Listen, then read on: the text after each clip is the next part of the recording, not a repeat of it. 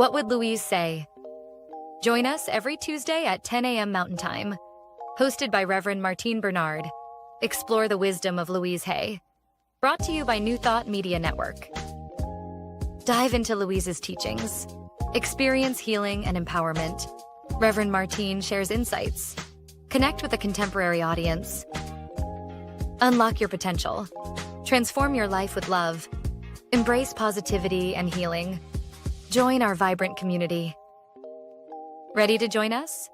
Let's spread love and wisdom together. Please like, share, and subscribe. Only on New Thought Media Network, positively inspiring.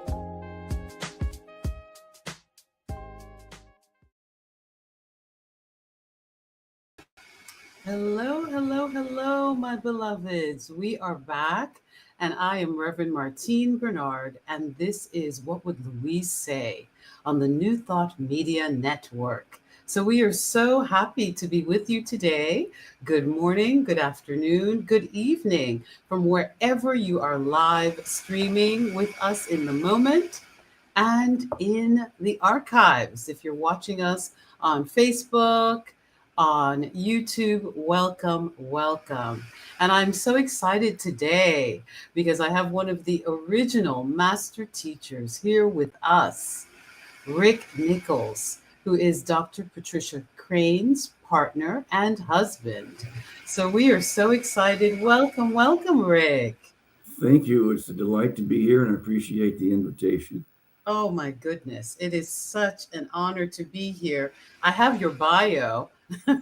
Excuse me, audience, I'm just getting to understanding how to create a show.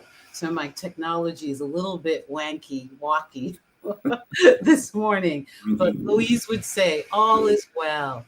Everything is working out for our highest good. Wouldn't she? She certainly would. What she would say. She said that often. Oh my goodness. So where Rick and I both are, it's super hot, which I enjoy. It's summertime. And Rick, tell me, I'm going to just read, and pardon me, everyone. I will get my screens together very quickly. But I want to read that Rick Nichols is the co-founder and vice president of Heart Inspired Presentations, along with his partner and wife, Dr. Patricia Crane, my mentors. Yay. Rick has worked closely with Hay House Publishing and Louise Hay for over 20 years. How exciting. And the development of this world-renowned Heal Your Life personal development program. Yay, of which I am one of the coach, teacher, trainers. I took the course in October of 2024. And yay to all the teachers. There are over how many teachers, Rick? Oh my goodness. Patricia could tell you. Teachers, we don't know because we have teacher trainers. Okay. There are about 23 of them. Okay. And originally we did all the trainings and we trained all the teachers. We could keep track of them. But now we have teacher trainers all over the world in many different countries. Right. They train people. We're not real sure. Right. So probably thousands of them. Louise is popular the world over. And when people know and understand Louise's philosophies and what it does for you, they are devoted followers for life. Even now when she's in spirit, they don't give up on her. That's right. I don't either. I adore her. So we are together through their company. They have helped thousands around the globe through their licensed Heal Your Life teacher, life coaches, and trainer trainings. And I suggest that anyone who is listening here with us, whether you want to do this as a teacher, coach, and life coach and trainer teaching, that you take the 2-day Louise Hay training. We'll talk about that. That is open to the world, to all individuals, and makes an enormous difference in your spiritual life, your emotional life, your mental life, your financial prosperity and well-being. It just ups the game and gives you one of the truest keys to life. So at challenging times in his life, Rick discovered You Can Heal Your Life. We're going to talk about that. He embraced the philosophy and technology so deeply that he created and manifested miracles, miracles, people, miracles with this teaching. So, Rick, let us know. Please tell me, how did you find out about Louise Hay? How did you discover her work? What was the starting point for you? Okay. First, how did I discover her? I Yes. got to a point that many people get to where they say life isn't fulfilling. I've Yes. been living life. Usually it happens somewhere in your 40s, Yes. late 30s or early 40s, It and you does. begin to question whether or not the life is even worth the trouble. It's not rewarding enough. And I got to a place like that. I'd been divorced twice and went from uh, working in high technology, and it was like get up in the morning, go to work, go to bed, get up in the morning, go to work. It was just boring. So I said to myself, I said, well, there must be some better way to exist, something that is more engaging, something that is more rewarding. And I told a friend of mine that, and she got me in touch with You Can Heal Your Life, Louise's book, through a kind of a serendipitous sort of a way. So your friend recommended the book. Pardon me for interrupting. Your friend. Well, she recommended another book, which was The Nature of Personal Reality, which was a channel entity known as by Jane Roberts. I started reading that, and I began to realize that uh, from what they're saying here, I'm not a victim of circumstances. If I'm a victim of circumstances, then they are circumstances that I have created. Yes. That's why I'm not happy, because Yes. I've worked very hard to make myself unhappy through all of this. And so in that process, I heard the saying, the point of power is in the present moment. Yes. That really resonated with me. The point of power is in a present moment. Now, I didn't know what the point, I thought the point of power was being powerful and in charge of everything, controlling everything. That's what I'm thinking. And That's what we're I got to taught. find it some, pardon me? We're taught that. We're taught that it's controlling everything. Oh, yeah. And the reason we're taught that, as Louise would say, is because that's what our parents taught us. And she would say that don't blame your parents for that because they can't teach you something that they don't know. So they're just teaching you what they knew and what they believed. That's what mine did. I had a really rough childhood. I won't go there though. So point of power is a present moment. What in the world is that? And that led me to Louise's book, You Can Heal Your Life, which I read through very quickly, like most people do. And then I put it on a shelf someplace and forgot about it for a little while. But it kept haunting me. Something about that is very interesting and I think helpful. And I think most people that go to that book and get serious about it will find their life changed. And it did for me. I dedicated myself to it. It took me about 6 months to finish the book. And when I finished the book, because I wouldn't allow myself to go on until I felt certain that I understood what she was saying, in that particular chapter. I wouldn't let myself go to the next one. So what So I it's did is I memorized the treatments that she has at the beginning of each of those chapters. And once I had that memorized, then I could give myself permission to move on in the book. So it took me about 6 months, and it was tough, but I did everything that she talks about doing, including mirror work, pounding on pillows, and all of that. So what I got at the end of all of that was this one thing: if there's something in your life taking up your time and energy that is not serving your life purpose, get rid of it because it's blocking your way to your life purpose. so No when you way, come on. and when Absolutely. you So and when when you that comes on, and yes. life purpose, what's my life purpose? What the devil is that? I had never imagined that my life had a purpose other than work and sleep or whatever. And so I realized I had no life purpose, and I went in search of it. So I followed her instruction. If there's anything in your life that isn't serving that life purpose, get rid of it so you can live your life purpose. So I got rid of everything because I couldn't figure out one thing doing it. So I basically just jettisoned my whole life, sold my business and everything I had, and went on the lam. I just was essentially living a kind of a very higher level homelessness. And the thing that served me very well then was another thing I learned from the book is what you give out, you get back. There is nothing on the planet more true than that. What you give out, you get back. So I went and I went down to Huntington Beach to the church where she had been at several times. And I went out there giving love. And I went out there saying, how may I serve? What can I do to help to the church? And when you go to a large church like that and make that kind of an offer, they will give you plenty to do. Wow. Okay, look at here. And so I spent a little over 3 years living, sharing people's homes with them. They lovingly invited me into their homes and would give me projects to do. And so I made my way through all of that, very, very comfortable homelessness. And that's how I found Louise Hay. And that is why today she is my absolute mentor in all things most wonderful, except, of course, for my wife, Patricia Crane. Wow. That is a phenomenal story, from homelessness to like miracle manifestations, because you were willing to put in the work. Would you? Yes, yes. Would you tell us? I know that you've written some books. I know that we have some wonderful images of your books.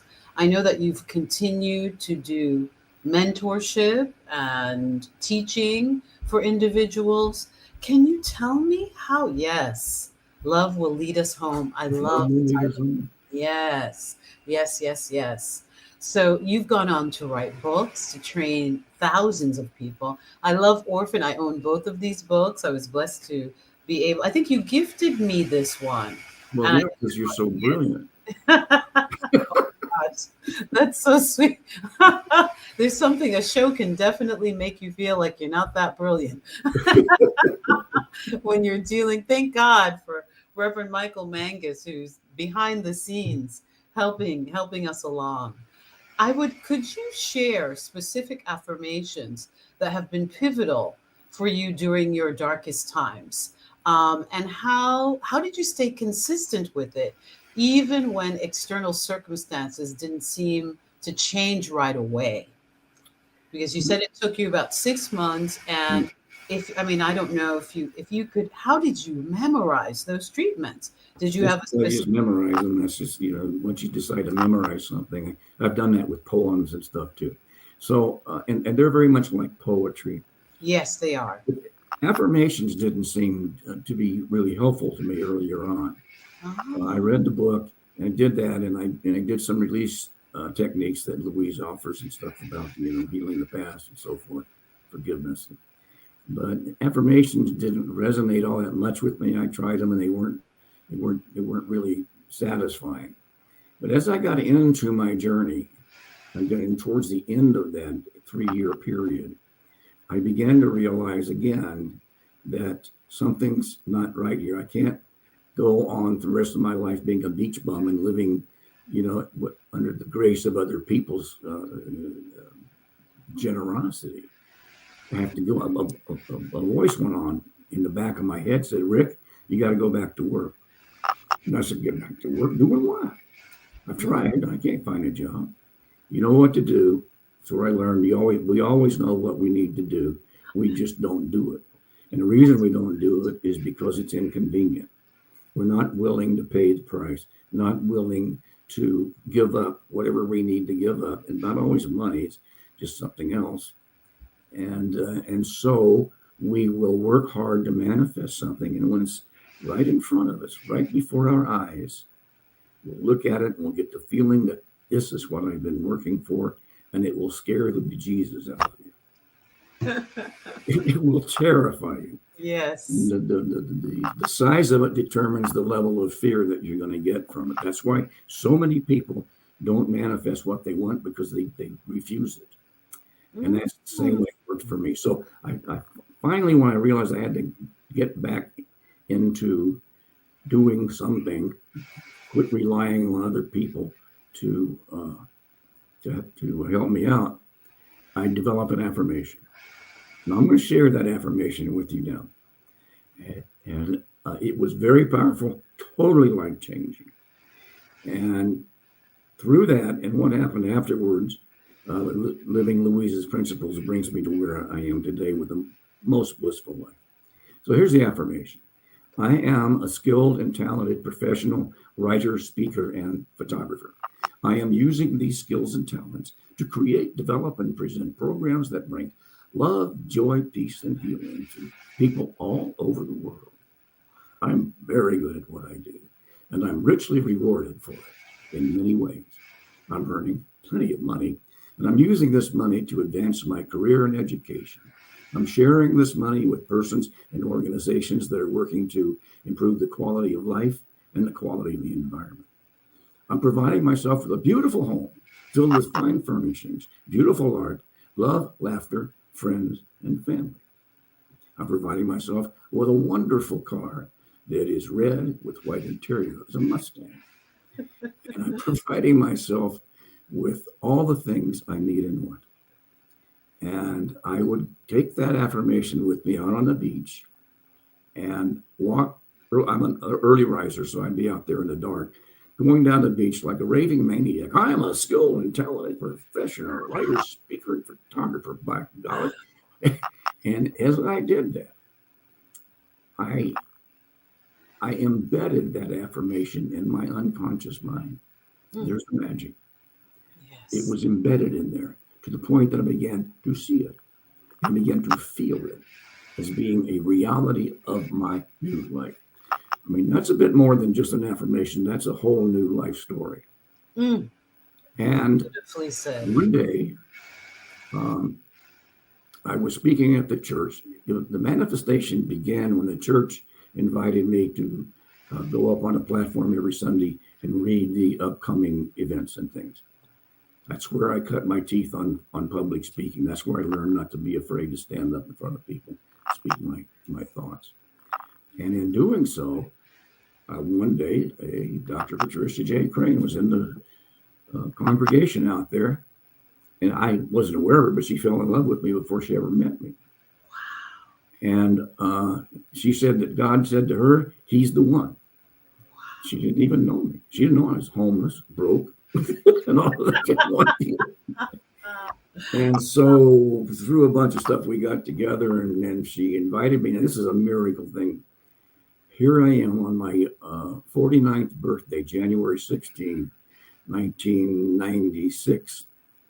And she called me. She said, I know it's your birthday, so I'm planning a little party for you. Can you come over and join me? I said, well, can you come pick me up? I don't have a ride. She said, sure. She came over, Martine, to my home there, driving what? A red Corvette with white. There was a different interior. It was a Mustang convertible, like my affirmation says. Yes. That was white with red interior. Now, in my affirmation, it's red with white interior. Wow. And I didn't really notice that. That was the first piece of that affirmation coming into full, solid manifestation. Yes. And then she took me over to her, you ready for it? Beautiful home filled with fine furnishings, beautiful art, love and laughter. She provided the love and laughter. Yes. And with a beautiful water view.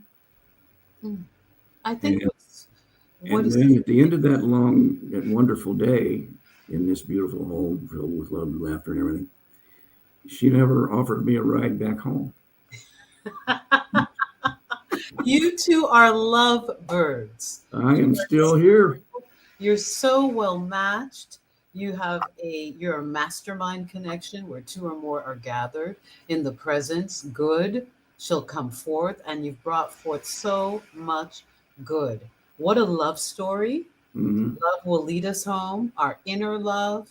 You spoke something that was really powerful.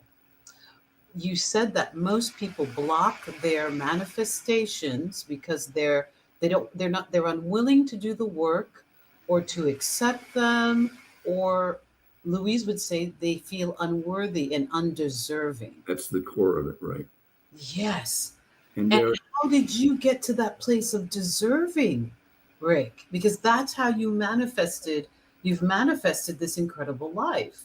the place of deserving came from the affirmation itself, from really living it, because what you have to do is feel an affirmation like that and really living it. So when I got to it, and it just came together. And in my affirmation, I said international speaker and all. And within 6 months of being with Patricia, she invited me to a program that Louise was doing in Italy, and no, in Spain, to do a little presentation there. So now I'm an international speaker. We're very, very correct. This is how quickly you can manifest something, but you gotta believe in it, and you gotta know that you deserve it. Now, what did I have to give up in order to step into that new life? Yes. I didn't have anything, so how could I possibly have anything to give up? Well, you gave up a consciousness, the victim consciousness that we all are programmed into from society, from our families, from the global consciousness and science of mind. We say race mind consciousness has nothing to do with a specific race of human being. It has to do with the collective unconsciousness that especially says that at 40, by the end of your 40s, if you haven't figured it out, you're a failure. That's that's one of the, if you haven't gotten it, especially now, it gets younger and younger. You should be a millionaire at I 17. would have agreed with you there, but let me tell you Yes. in a simpler tone about what I had to give up. Yes. I had to give up my old life. I knew that there was no way that I could drag my old life and way of being into this partnership with Patricia. Hmm. And I almost turned away from it 3 or 4 times.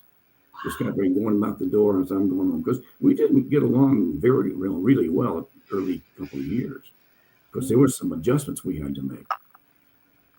But I was willing to give up my old life, and she was willing to accept me with who I am, knowing my old life was what it was.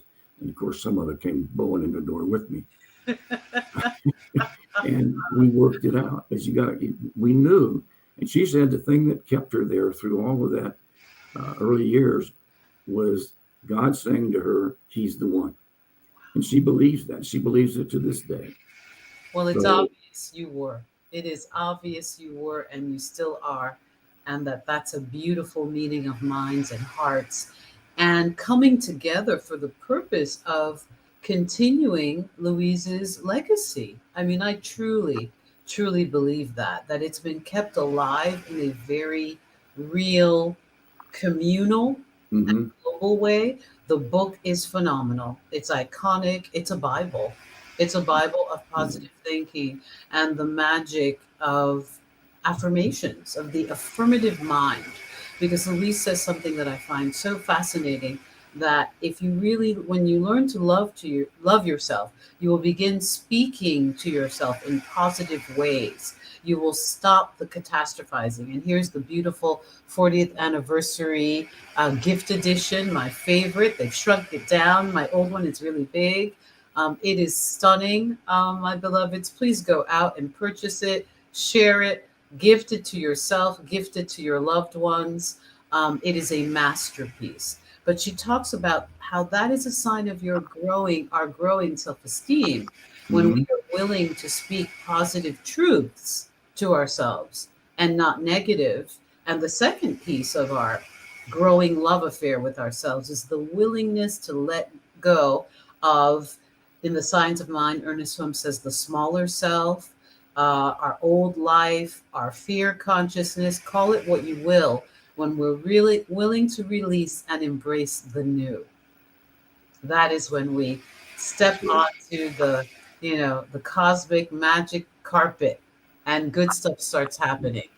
That's the answer. Yes, if you want to hold that thought. Okay. Hi, everyone. We're going to take a quick break. And this is Reverend Martine Bernard. And this is What Would Louise Say, with our master teacher, Rick Nichols, on the New Thought Media Network. Please help us say thank you to our organizational sponsors, including the Hefferland Foundation, Affiliated New Thought Network, International New Thought Alliance, Science of Mind Archives and Library Foundation, Center for Spiritual Living Denver, Center for Spiritual Living Midtown, New Thought Philadelphia, Planned Happiness Institute, Summit Center for Spiritual Living, One Heart Retreats, Center for Spiritual Living on the Lake, Unity Kitchener, Unity Spiritual Center Ottawa, Om Center for Spiritual Living, Satya Center, Begin Within Ministries, Center for Spiritual Living North Jersey, Unity of Savannah, and the Center for Spiritual Living Seattle, as well as all of our individual donors. Thank you for being part of the New Thought Media Network. Please like, share, and subscribe. New Thought Media Network, positively inspiring.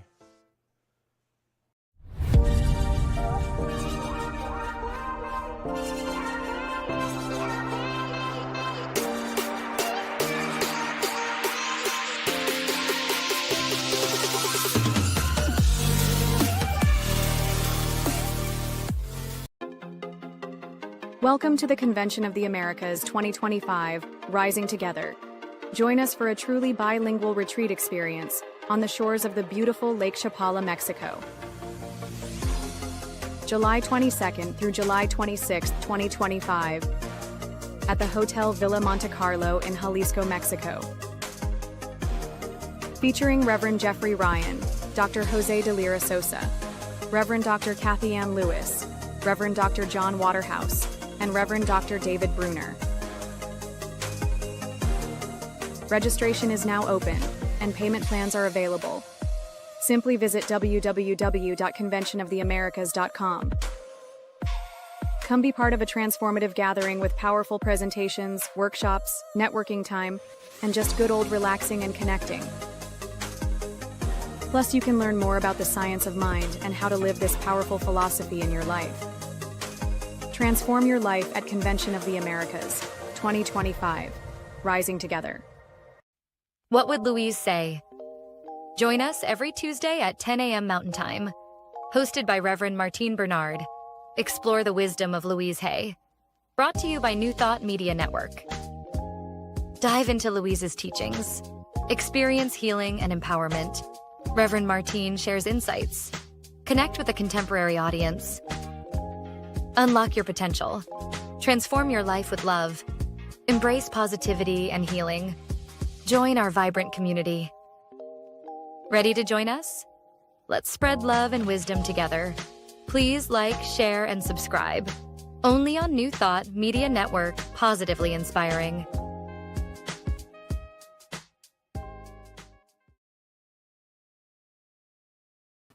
Hello, and we are back. Hello, everyone. I'm Rev Martine, and this is What Would Louise Say on the New Thought Media Network. And I am interviewing today, I'm so excited, interviewing master teacher, iconic speaker, global citizen, poet, philosopher, Rick Nichols. You are my mentor. I love you both. Dr. Patricia, I've seen her commenting. We are so excited. And Rick and I were just talking about deservability and how we block. We're unwilling to do the work. Come on, folks, we're going to do the work. And if you need some, motivation, pick up your Louise Hay, how to heal. You can heal your life book and attend a 2-day workshop. Re-inspire yourself, reinvigorize yourself. And the love that can grow from looking into your eyes, looking into that mirror and saying, I love you. I really, really love you. And you are special. You are wonderful. So, Rick, let's continue. Okay, let's continue. So Patricia and I have built this most beautiful life because we have embraced Louise's philosophy. We don't just teach it, but we We live it in our daily lives. We are a walking, talking, breathing, positive affirmation. And that is how we manage to carry this thing through and grow this enormous multinational corporation of loving teachers. Remember my affirmation, teaching love, peace, and healing to people all over the world? Yes. That's a piece of it. And that's how we live our life. Now, we talk about these things. We talk about letting go. We talk about forgiving. We talk about mirror work. And we talk about all these things. And they can work. Talking isn't the thing that does it. Affirmation is a verbal thing. Can you verbal affirmation needs to be, yes, go ahead. Can you repeat affirmations are a positive present tense statement about whatever it is you want to create, what it is you want to manifest. And they're incredibly powerful. Many people will do an affirmation 3 or 4 times and it doesn't show up right away. So they say it doesn't work. Of course it doesn't work. You've got to live it. You've got to breathe it. You got to make it happen. Let's take what would Louise say, for instance, yes, as a topic here for a moment. Now, right now we're living in a world of utter chaos and uncertainty. Sure, a whole lot of fear and an awful lot of fear mongering going on all over the world, not just in the U.S., but everywhere in the world. Yes. Nobody can figure out what's going to happen from minute to minute, which generates a whole lot of fear. Now, and then people say to Patricia and I, what would Louise do? Well, if Louise was alive now, how would she be handling this utter chaos? Now, we can't be absolutely sure, but I'm pretty sure I can give you an example of what she would do. Would you like that? Yes, please. Okay, let's roll the calendar back a few years. And there was another monumental thing going on the planet, and that was HIV/AIDS. That's right. Many people were getting sick and dying from that. Gay men in particular seemed to be the source of that, and they were being blamed for this. And people saying they ought to be all lined up and shot. Yes. I remember. Louise looks at this. I remember. Oh, yeah. And so she looks at this. And remember what I learned from her when I went to the Huntington Beach Church. How may I serve? What can I do to help? That was my mantra when I entered that church. And the church embraced me, and the church congregation took really good care of me. A time when I wasn't able to take care of myself. So Louise looked at the situation, and rather than moaning and groaning about it and getting angry and doing all of that, she says, what can I do to help? How may I serve this community? What can I do to help these people? So she said, well, I know what I know, and I've studied what I study, and I believe what I believe, and that is that we can all heal. So what can she do? She was just little Louise. Didn't have much going on in those days. But what she did is she invited a few of these gay men into her home to weekly meetings, teaching them that they can heal their life. She wasn't trying to teach them that they can heal the AIDS, because she got a lot of criticism over that. She's giving them false hope and so forth. And that's not what she was doing. She brought what she had. How may I serve? What can I do to help? And in her small little way, in her living room, she would have 6 gay men in there listening to her philosophy about you can heal your life. And then good. When you're doing the right thing, and when you're believing the right thing, it will grow. And it grew and it grew and it grew to the point that she had to move it to a high school gym near her, and then to an outdoor park. There were so many of these people. She said there were 800 people at some point. 800 people. Huge numbers of them. Wow. But not many of those people healed from AIDS. That was the criticism. But that's not the point. She said you can heal your life. In other words, you can accept yourself the way you are as a gay man or woman and put yourself out in the world in the best way that you possibly can, even though you might happen to be afflicted with AIDS. Exactly. Even though. Yes. You have this issue, you can still present yourself to the world and be proud of who you are and be secure. And then she would just work that into their hearts, not their heads, because that's a thing that doesn't work so well in your head, in their hearts. And what she wound up doing through this amazing work was bring these people's families together, because a lot of the gay men were in a closet and everything. But if they came out, their parents scorned them and their neighbors scorned them and they pointed fingers at them and you're bad and all of that. I said, no, you're not bad. You're better. You're just who you are. You're just what you are. So accept yourself. Go to the mirror. Go to the mirror and look into your gay eyes and say, I love you. I love you just the way you are. There's nothing that you need to change. Exactly. And then you go out into the world feeling this love that you have inside yourself and let it radiate out to other people and let the healing begin in a huge way. And she made an enormous impact on that community with very little to bring to the table. So we all have a lot to bring to the table. We just don't know it. We don't accept it. She could have said, well, I don't want to have these gay men with this contagious disease in my home.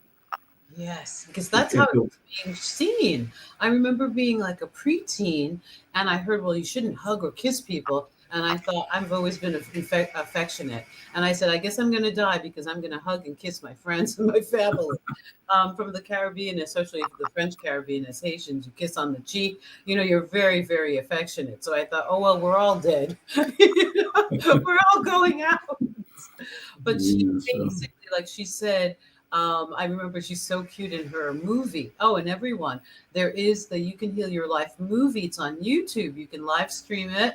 It's phenomenal because you get to see Louise in action in her garden, in her beautiful home. And she said that she didn't want people to come together and say, ain't it awful? We weren't going to talk about, ain't it awful? Isn't it horrible? This is so terrible. She said we were going to come together and look at the positive perspectives. Oh, you found this doctor. Oh, you found this. You're sleeping at night. Oh, you're doing this and this. Share all the good and encourage each other.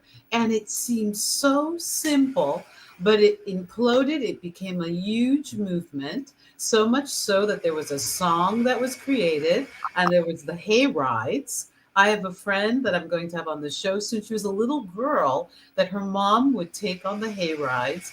And we know that Reverend David Alt actually knew Louise very well. You guys were going to try to interview him, and he was part of the hay rides.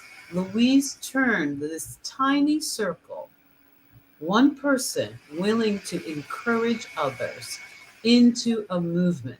And like Rick said, it wasn't about healing the disease because, my beloveds, we don't know. We're not in charge of the universe. It's all mysterious. But we know that we can impact our lives through the healing of our consciousness, of our thinking, of our attitude.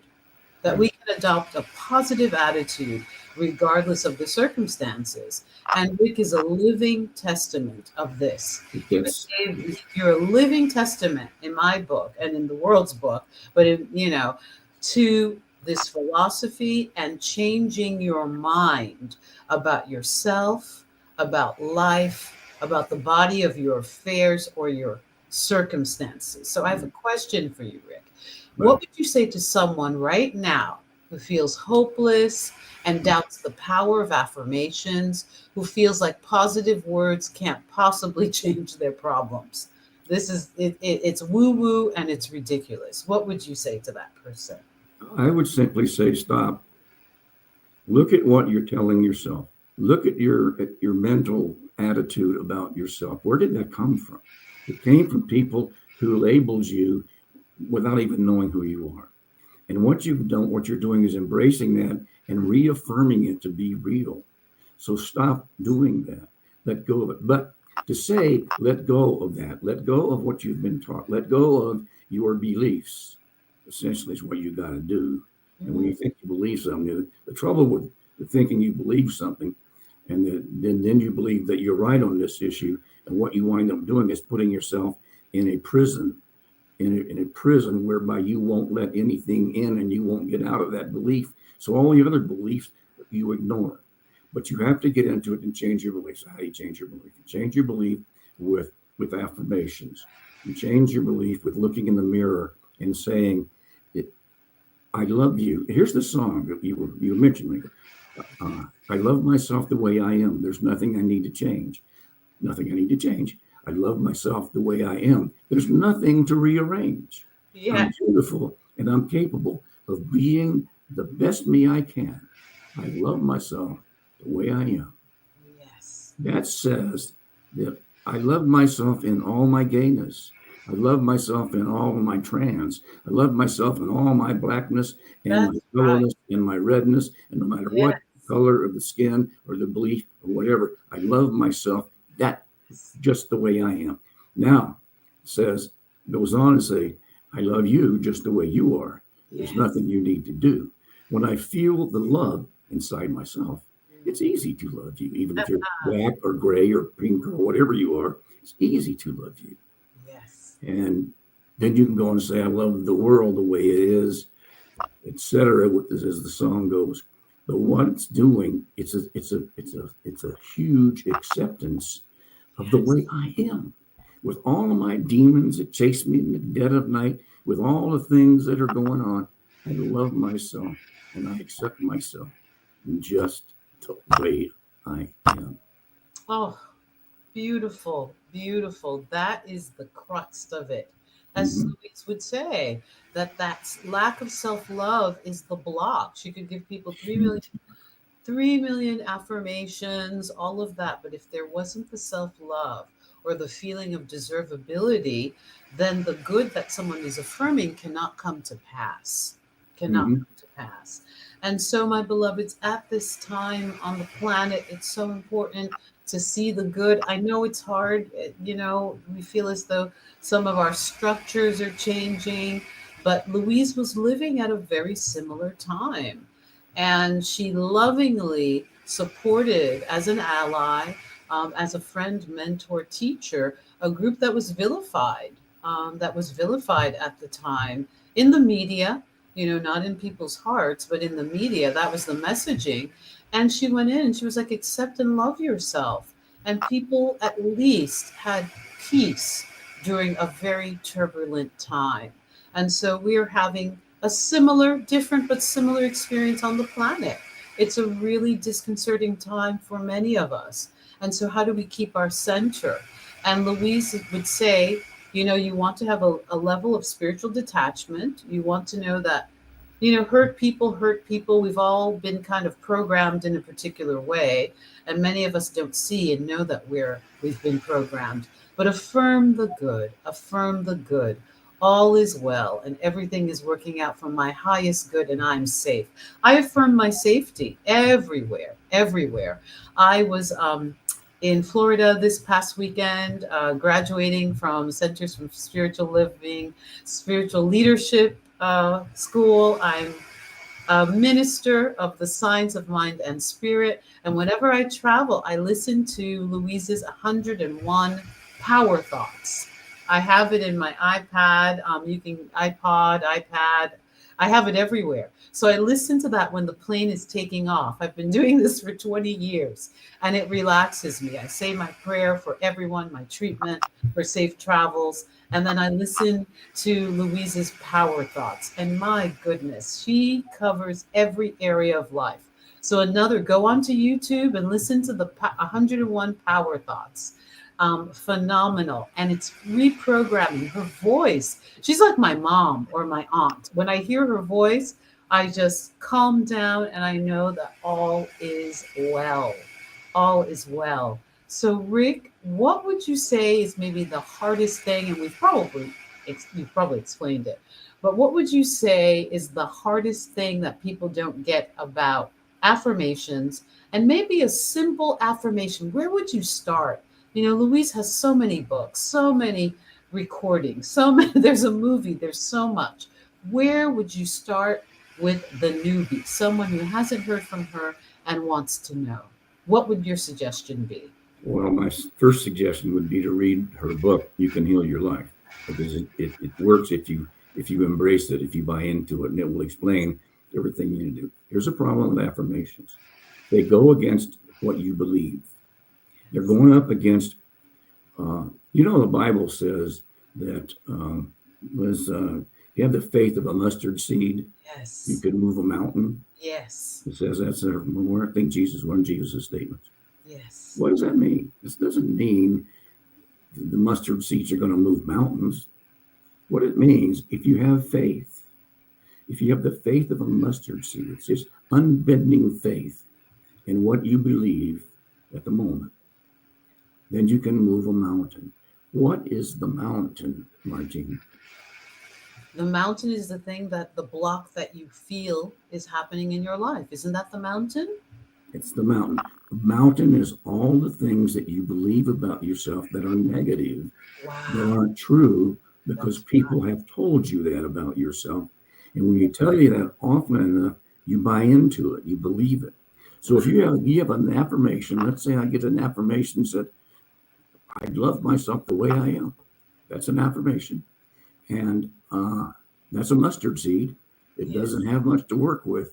But when you look into your eyes and you do that and you keep doing that, you're moving the mountain of the past, which has parked itself right before you on your path to the future. Yes. And it blocks your way. And so you chip away at the thing. And somebody tells you you're dumb, I'm as smart as a whip. Somebody tells you you're ugly, it don't get no prettier than I am. I am beautiful and capable of being the best damn me I can. And that's what you do with it. But you got to buy into it. You can't just go say, all is well in the world. And if you don't believe it, it won't. But if you believe it, for you, all will be well in the world, because you don't mind the world.